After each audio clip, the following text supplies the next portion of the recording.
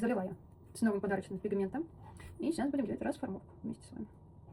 Смотрим, что тут. Что тут? Пролилось, что не пролилось. Читала я про этот молот, конечно, что. Ой.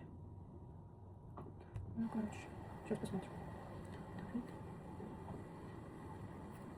И сама тыковка.